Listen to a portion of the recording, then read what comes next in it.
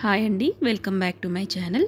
ఈరోజు dhaba style jeera rice and dal tadka ఎలా చేసుకోవాలో ఇంట్లో ఉండే పదార్థాలతో సింపుల్గా చూపించేస్తాను.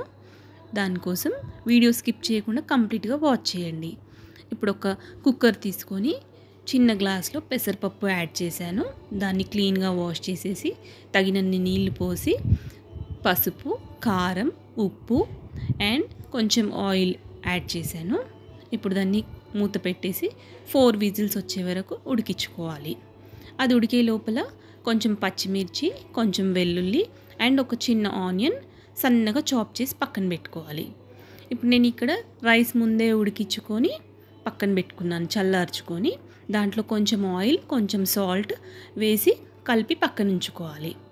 ఇప్పుడు పప్పు మంచిగా ఉడికిపోయింది కదా, నెక్స్ట్ దానికి తడకా పెట్టేసుకుందాము.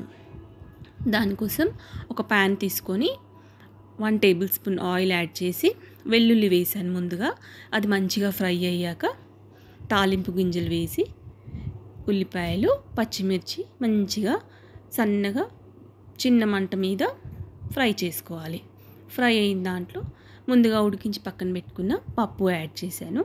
దాంట్లోనే కొంచెం లిక్విడ్ అవ్వడానికి వాటర్ యాడ్ చేశాను.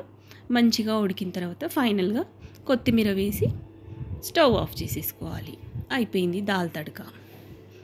నెక్స్ట్ జీరా రైస్ కోసం ఒక కడాయి పెట్టుకొని 2 టేబుల్ స్పూన్స్ ఆయిల్ యాడ్ చేసి జీడిపప్పు వేసాను. టేస్ట్ బాగుంటుంది జీడిపప్పు వేయడం వల్ల.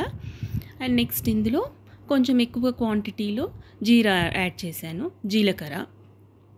అండ్ తర్వాత పచ్చిమిర్చి అండ్ కొంచెం 2 రెమ్మలు కరివేపాకు యాడ్ చేశాను. అవి మంచిగా ఫ్రై అయ్యాక ముందుగా ఉడికించి పక్కన పెట్టుకున్న రైస్ వేసి మంచిగా కలుపుకోవాలి.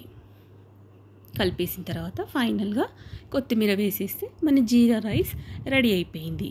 లంచ్ బాక్స్లోకి సూపర్ రెసిపీ. ఒకసారి ట్రై చేయండి. Bye for now.